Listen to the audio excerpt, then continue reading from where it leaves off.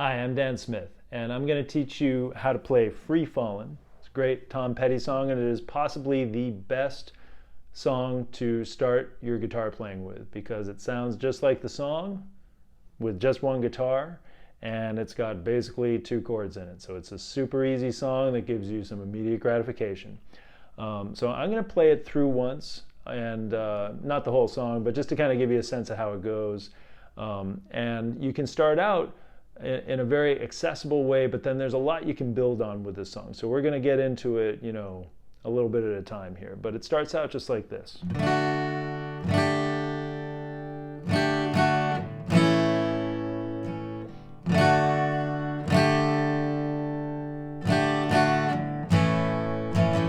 She's a good girl, loves her mama, loves Jesus and her boyfriend too.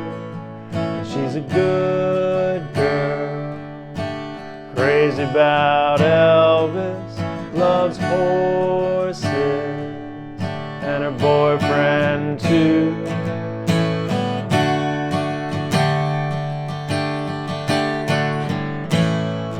But I'm free,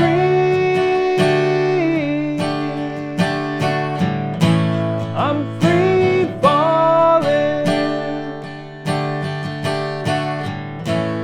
So that's the gist of it. I just wanted to give you a sense of how it basically is the same chords all the way through the song, whether you're singing the verse or the chorus.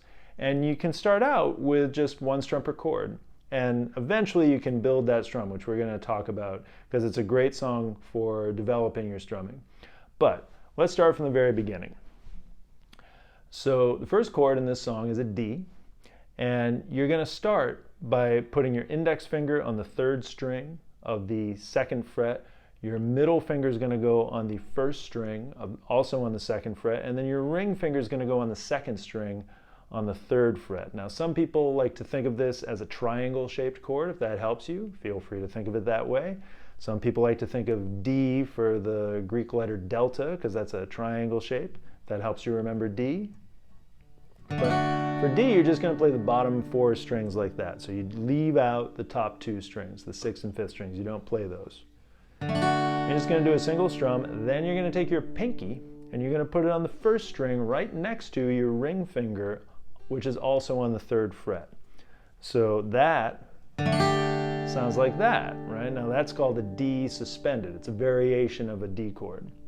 So you got two strums so far. You got D and D suspended. Then you're going to keep your pinky down for the third strum, which is another D suspended. But then you take your pinky off for the fourth strum, which is another D. Now those second two strums come a little quicker, right? So it sounds like this. D, D suspended, and then D suspended, D, right? It's two quick strums like that. And then the last chord in the song is an A chord. Now, I like to play A with one finger, and there are a lot of reasons for that, but you will see people play A with three fingers like that. But if you've never played A before, I encourage you to play A with just your index finger. Even if you get some muted strings, which you probably will, it might sound like that, but hang in there with it. But let's talk about what the actual strings and frets are. So you're going to hold down the fourth, third, and second strings on the second fret. And you want your first string to be open and your fifth string to be open, but you don't play the sixth string. So you just play the bottom five strings. And there are a lot of good reasons to be able to play A with one finger. For one thing, you want these other fingers eventually to be able to do other stuff while you're playing an A chord. So be patient with it because you're going to have to develop some flexibility in your fingers. My finger kind of bends backwards that way because I've played a lot of A chords in my life, and you will too. But here's another tip for playing A with one finger. Hold your finger at a little bit of a diagonal. Don't try to do it straight up and down like that, vertically. Almost like, I always think of it as like I'm, pointing at myself. And that will get your finger out of the way of your high E string. Now you might also be muting your second string. That happens. This is temporary. Be patient with yourself. And there's a little mantra that I like to teach my students when it comes to fretting chords, which is if, you know, in order to get good tone out of your chords. And it goes like this. I want you to repeat after me. The tone of my chords, say it, say the tone of my chords is more important than my physical comfort, right? Try that. The tone of my chords is more important than my physical comfort. This is the message you got to send your brain, because it's going to take a while to get your hands to do what you want to do. Now, maybe your A chord sounds perfectly right out of the box, but if it doesn't, you're going to hit other chords that are going to challenge your hand physically, right? Because you're developing a physicality when it comes to fretting chords or doing anything on guitar. So again, the tone of my chords is more important than my physical comfort. Now, we don't wish you pain, you know, but any pain you have in playing guitar, if you're approaching it the right way, is temporary. So, to recap, we've got a D, D suspended again, back to D, and then A. Already sounds like the song, right? And you can start to sing a little bit. She's a good girl, loves her mama. And the great thing about this song, at least for that very first line, is the syllables of the words go right on the strums. She's a good girl, loves her mama. Now, if you do that, let's say 3, 4, 5, 10, 20 times, right? Just get that really smooth, really clean. Might take 10 or 20 or 50 or 100 times, right? Or maybe you got it right away. Everybody's a little different. But here's what you can add to it. Once you've got to a point where you're doing this and you're keeping a steady beat with it, you can add a little something. You can add a little up and down strum to your A chord, like this. So what did I do there? Down, up, down, right? So you're going to do a single down strum for your A, but then you're going to follow that up with a down, up, down strum. Now, the most important part of that strum is not the strum. The most important part of that strum is what you do after the strum, which is go back to your D chord, right? So you keep the momentum of everything happening, right? So watch me do it again. D suspended, D, A, down, up, down, and then go back to D. So you got to think ahead, right? You have to think while you're on your A chord, you're going to be thinking about going to D. So that's kind of a second step to get to with this song, right? Is including a little extra strum in there. But now, if you've done that and you feel like it's okay, but I want more, then you can start to include a very light 16th note strum. Now, don't worry about what 16th note strum means per se, if you don't know. Just think light and small. I'm not playing the whole chord, by the way. I'm just playing the bottom 3 strings. And I'm playing very lightly so that I can emphasize.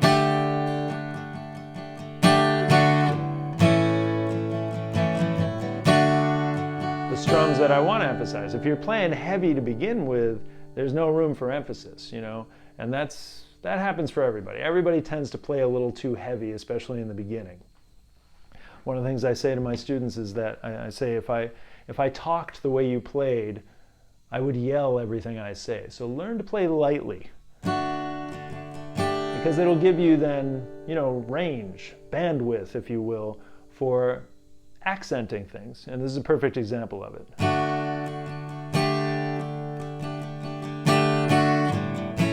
So my right hand never stops, right? So that's just a good thing to work on in general. If you only know how to play a D chord, if you want to develop your musicianship and your skills as a guitar player overall, as a strummer, just try strumming very lightly. See if you can sustain that for a minute even, right? It's not necessarily an easy thing to do. But once you have that in place, your right hand should never stop. Even when when you're changing chords, right? Did you hear what happened there? I had a little, what I like to call an open string transitional strum. All right, listen again. What that does is it creates some, what I like to call connective tissue between your chord changes, so that, you know, without that, your chord changes sometimes can take on somewhat of a, you know, a halting, kind of separated quality. So you don't want that, right? You want that kind of smooth flow to your playing. It may take you a little while to get to a point where you feel smooth with that.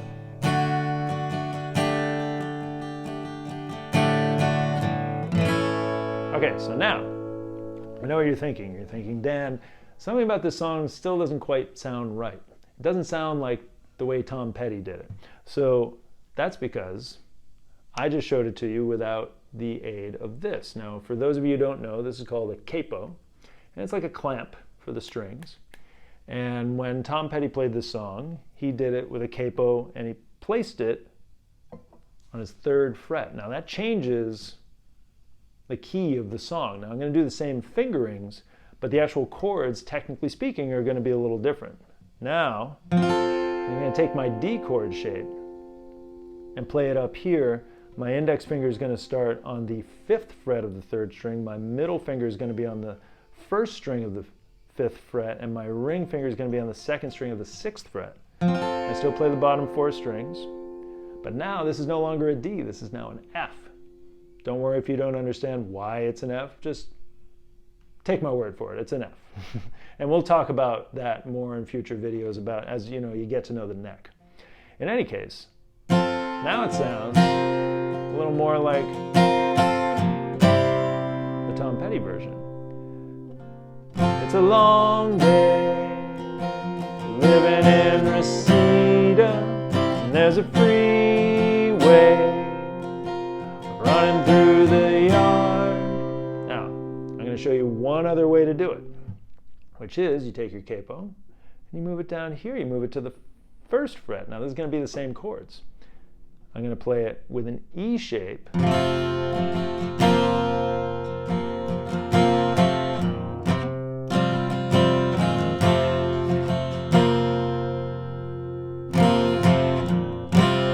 That gives you a little bit of a fuller sound. Now this is still an F chord, but I'm using it with an E shape. So what's an E? That's my 1st finger on the 3rd string, in this case on the 2nd fret.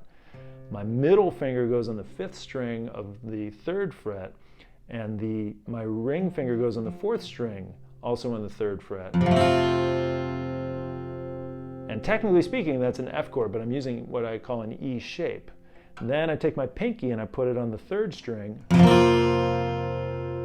Also, you have to kind of mush it in there, also on the 3rd fret, next to your ring finger, but it gives you what's called an F suspended.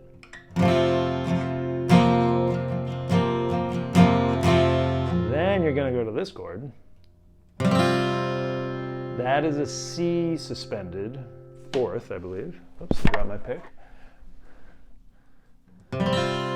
So what is that? I'm putting my index finger on the 5th string of the 3rd fret, my ring finger on the 4th string of the 3rd fret, and my pinky on the 3rd string on the 5th fret. And I play the 1st and 2nd strings open, but I don't play my 6th string. I just play the bottom 5 strings. So you can, if you have 2 guitar players, you can have one person play that, right? Very bassy sound. And actually you can play the 6th string. It does. Sounds a little muddy, but it actually sounds okay. I like to just play the bottom 5 strings, but then you can have another guitar player play this.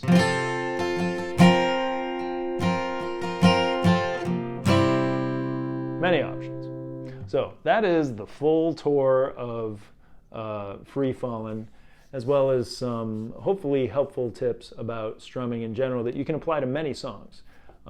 So I hope that you will click like and subscribe for this video. I'm Dan Smith, and there is much more to come.